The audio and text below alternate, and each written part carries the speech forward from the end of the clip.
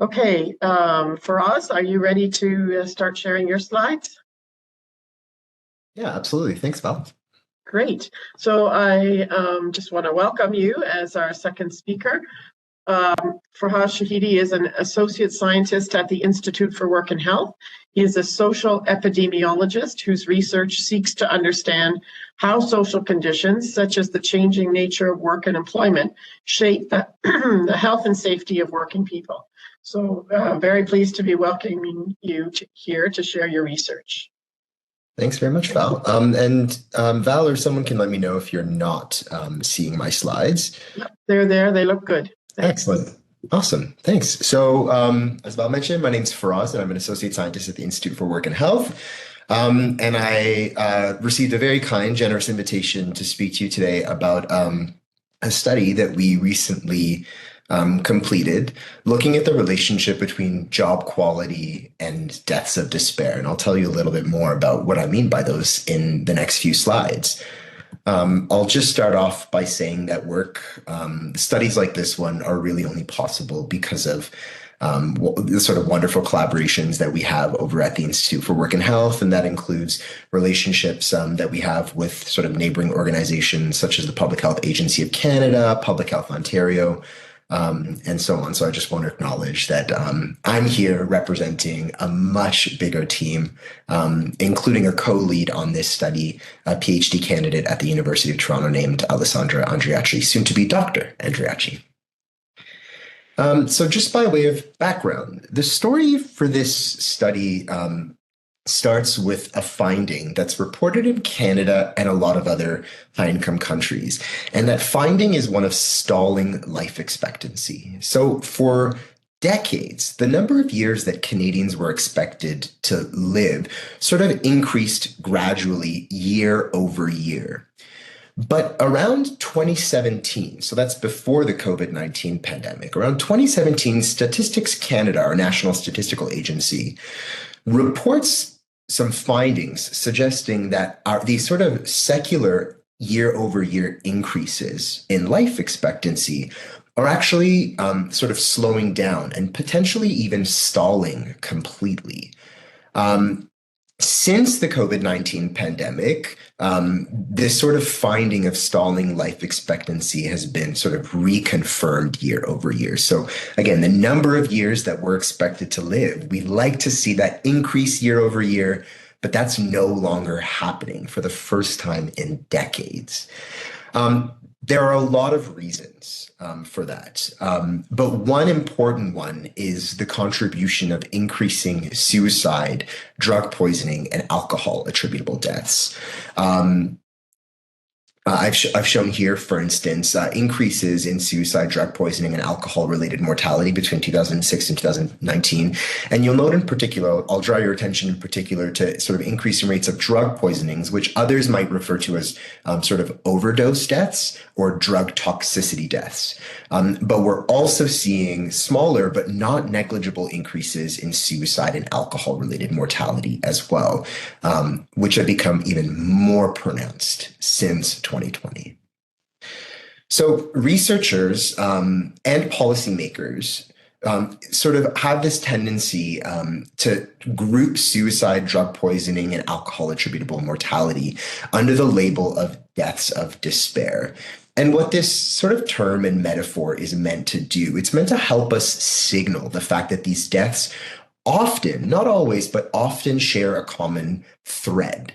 And that common thread is psychological distress, contributing to a feeling or sense of despair.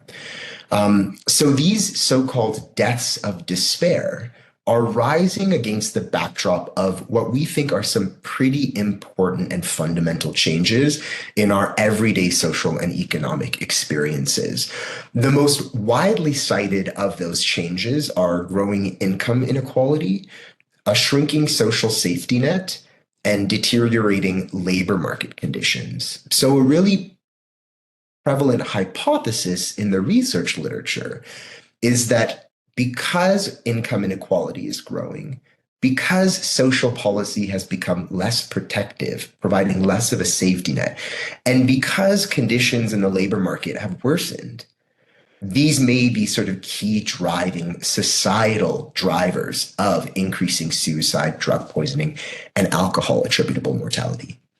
Naturally, as a work and health researcher at a work and health institute, the piece of this puzzle that I was most interested in, and that my colleagues and I were most interested in, was this piece around the labor market.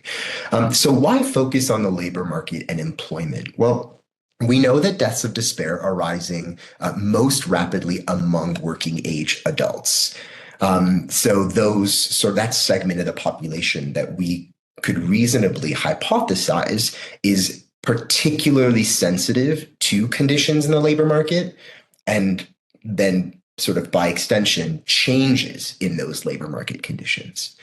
Research, of course, also shows that employment is highly protective. Behdin talked about this. It provides us not only with a source of income, but status, meaning, connection, all things that protect not just our physical health, but also our mental health. But we also know intuitively that not all jobs are created equal. And some forms of employment, particularly those that are insecure or unrewarding, are unfortunately going to leave people vulnerable to despair and therefore sort of the distal downstream consequences of despair, like suicide and substance use.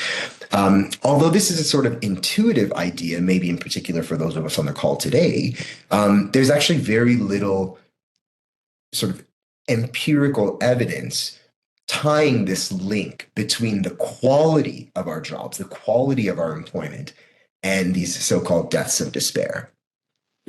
Just a little bit more about what I mean by quality of employment.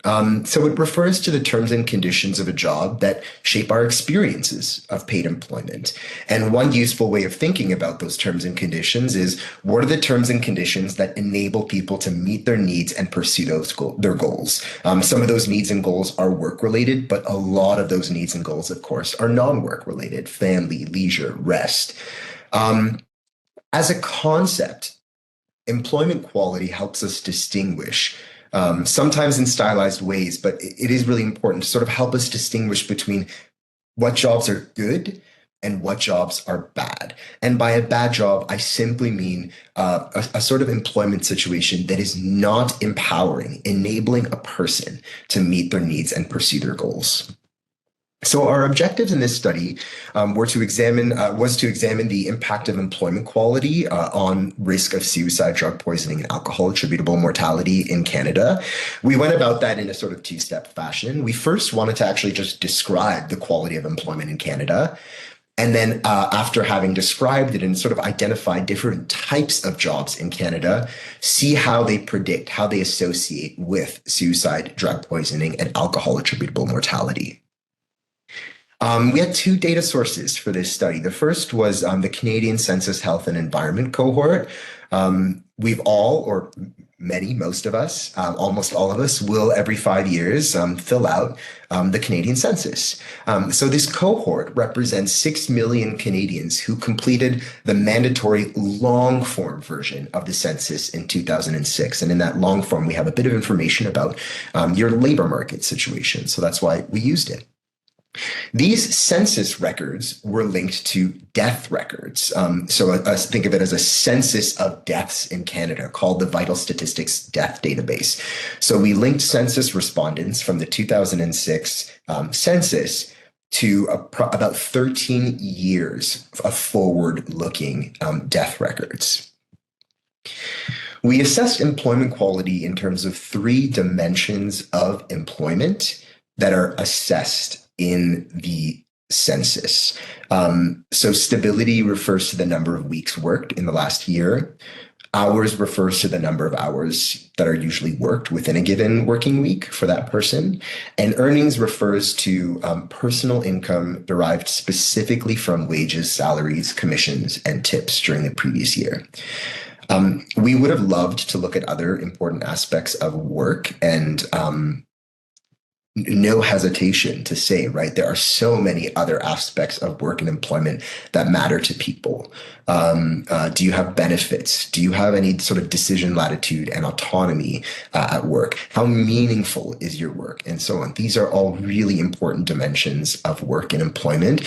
They simply aren't measured in the census. So we're glad that we have things like stability, hours, and earnings, but I also want to acknowledge that we would have loved to be able to look at other dimensions as well. But in this study, I'm talking to you about the stability, hours, and earnings afforded by work. So we used a technique called latent class analysis to group workers according to their quality of their employment. These different groups are known as latent classes. And the way to think about these latent classes in this study is as distinct types of employment. So each latent class or group represents a different type of employment. And some types of employment are higher in quality, and some types of employment are lower in quality.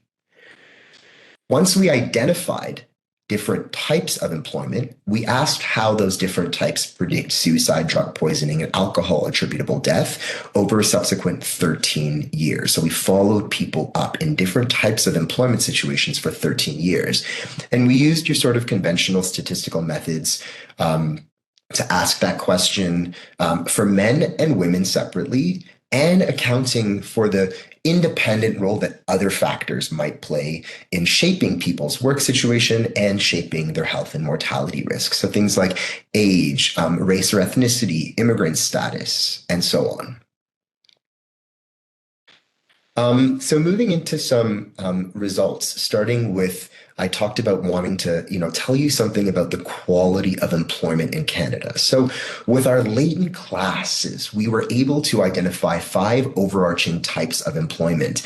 And these different types of employment, not surprisingly, vary considerably in terms of quality. We have a relatively large group of workers in what we call standard employment. So these are workers who benefit from stable employment arrangements with full-time hours and pretty high earnings.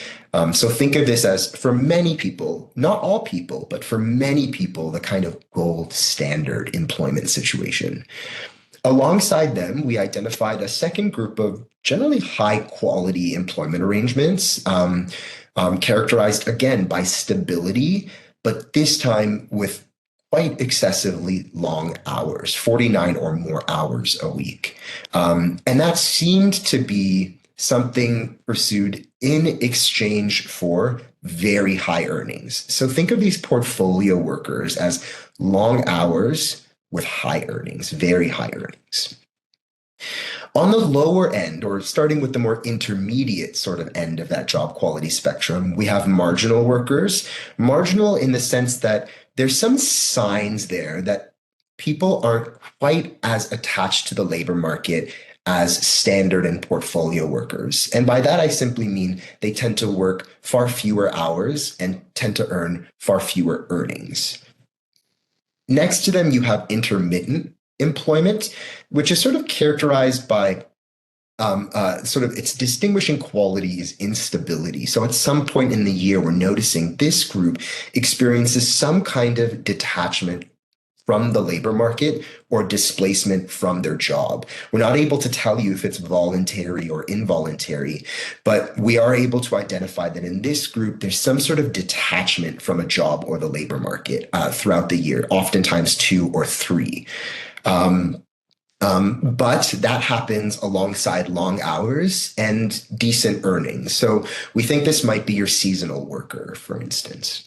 And finally, at the lowest end of the employment quality spectrum, we have our group of precarious workers. So these are workers who are reporting just across all 3 dimensions the least favorable quality of employment. So unstable jobs with very limited hours and very low earnings. So that's our precarious group, representing around 1 in 10 people. Given the size and for many people, gold standardness of that first group, we used it as a point of reference. So we asked, how does each group compare to standard employment? And again, thinking just from a big picture perspective, what we found is that workers in lower quality employment had higher rates of suicide, drug poisoning, and alcohol attributable mortality. And I've sort of tried to indicate on this slide this gradient effect. Gradient in the sense that as you move along the gradient from higher quality jobs, standard, portfolio, To lower quality jobs, marginal, intermittent, precarious, you see this sort of gradient effect also follow with respect to mortality rates. There are some nuances there. It doesn't look the same for sort of all three of the outcomes, and so, but in general, what we see is this gradient effect. So decreasing employment quality, increasing risk of death. We, of course, wanted to model these relationships statistically, epidemiologically, and we also wanted to look at the relationships separately for men and women. And so that's what I'm going to give you sort of the sort of top 6 findings. Lots here, but the top 6 findings to tell you about in the next sort of 5 minutes.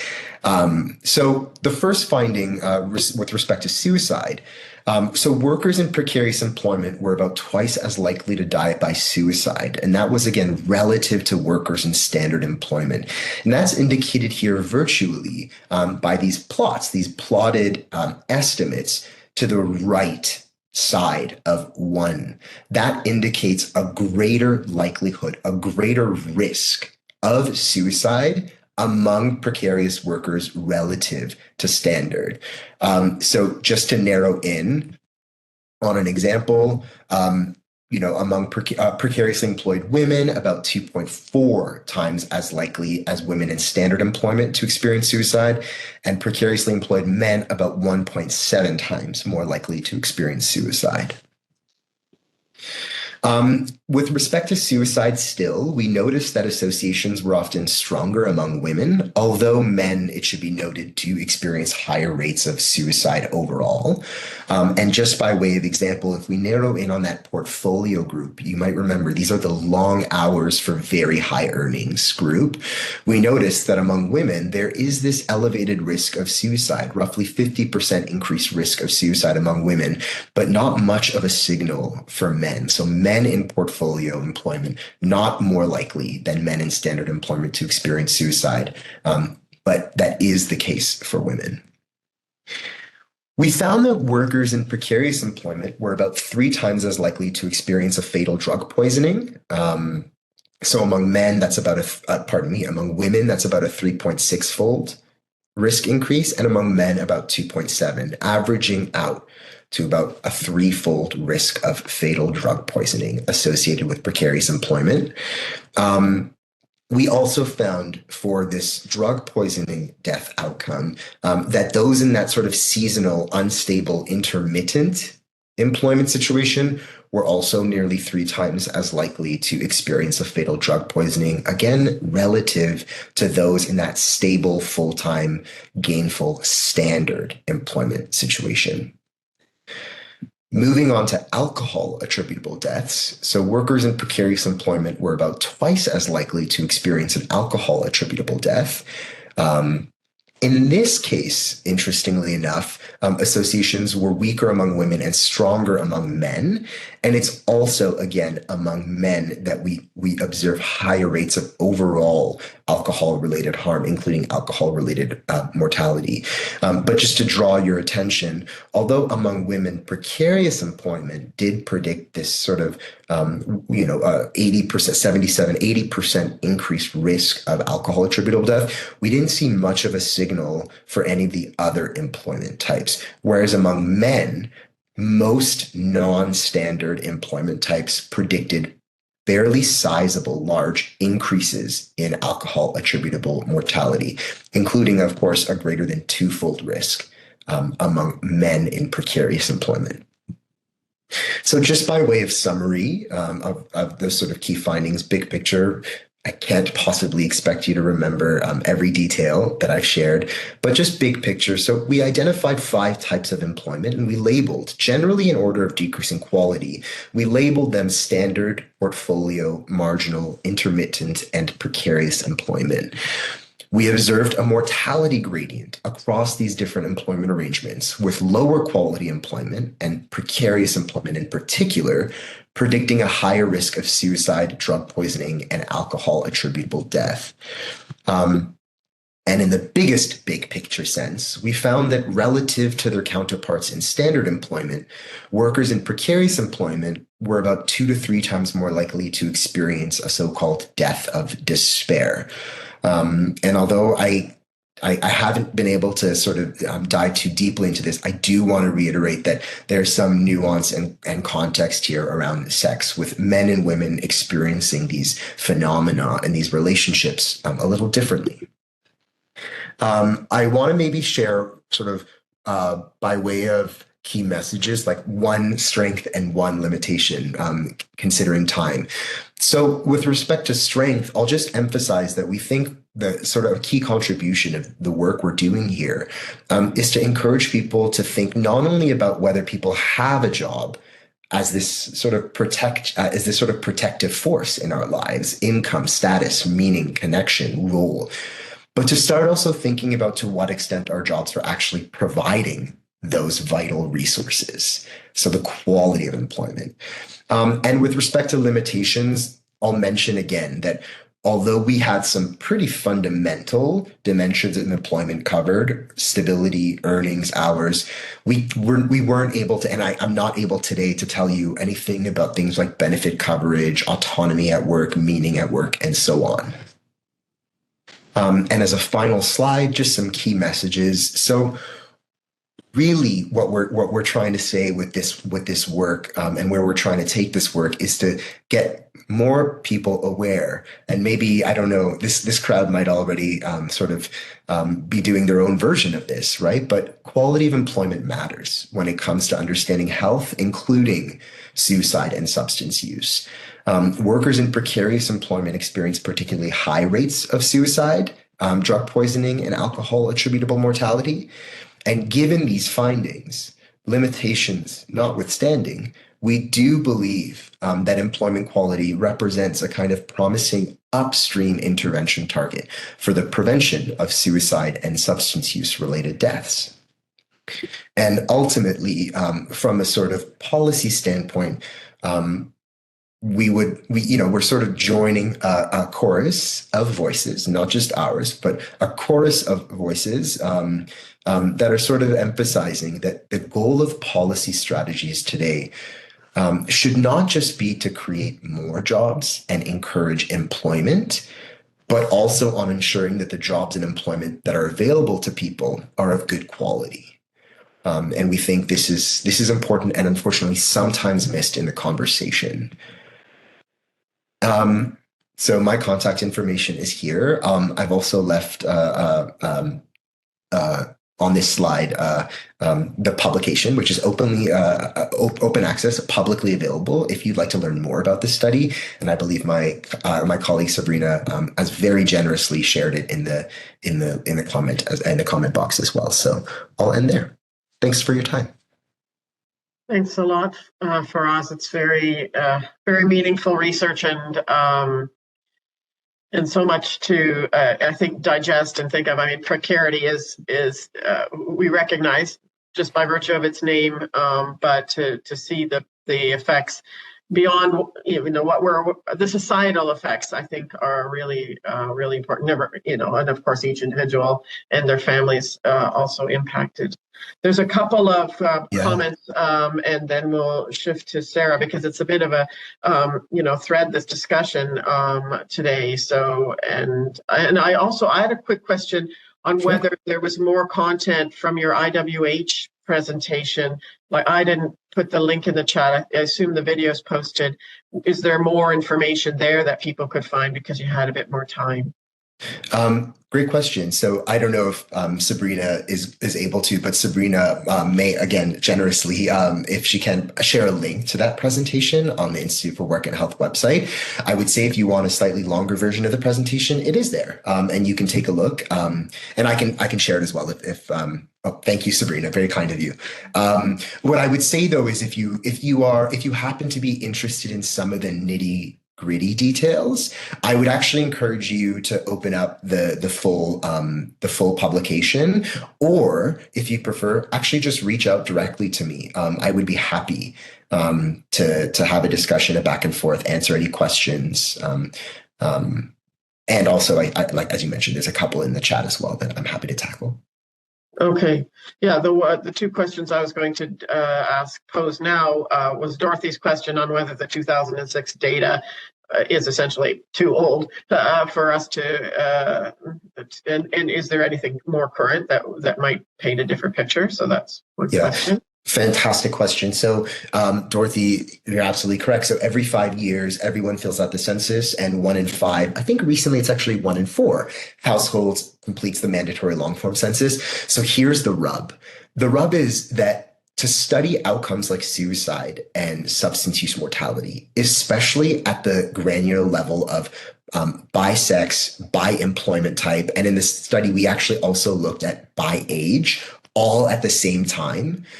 In order to be able to provide that level of detail, we need to follow our study population for a long enough period of time in order to observe enough events. In our case, the events were deaths related to suicide and substance use. So we could have used a more recent census, but we probably wouldn't have been able to tell you, for instance, how these relationships differ between men and women or by age, which I didn't talk about today, but is in the paper. And so there's a bit of a trade-off there. So your question is also, though, how it would have changed our findings. So we've taken some look at actually the 2016 census, much more recent. And in a sentence, here's what happens. The types of employment haven't changed. We're still finding these 5 groups in the 2016 census.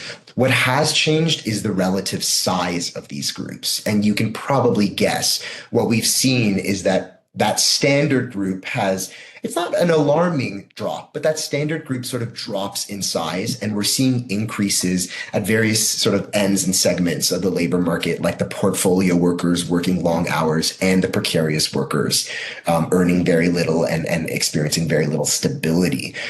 So we don't think the relationships have changed, and we don't think there are sort of necessarily a new group that emerges, but the size of the groups does appear to be different in the 2016 census. I hope that answers your question. Great, thanks. And then Fernanda asked about, have you done any analysis by occupation or industry sector, and is that possible? I guess it depends on the data set. Right. Yeah, so 2 sentence answer. Great question, and we would love to. And if I may, and hopefully not get myself into any trouble, I'll say it has frankly been a challenge. In all seriousness, it has been a challenge trying to get our peers in public and population health to see the importance of this work. And so getting funded to do work like this has proven really difficult. And until we sort of crack that code and are able to crack that code and get the funds to push this work forward, occupation and industry are some of the first questions we would ask. So thanks for asking that, Fernanda. We're still just working on cracking that funding code to get our peers to support the work so that we can, just as a first step, as you mentioned, Fernanda, look at things like occupation and industry. That was not 2 sentences, sorry, but thanks for your time. Great, thanks a lot for us. And you're able to stay a few minutes afterwards so we can continue the discussion there.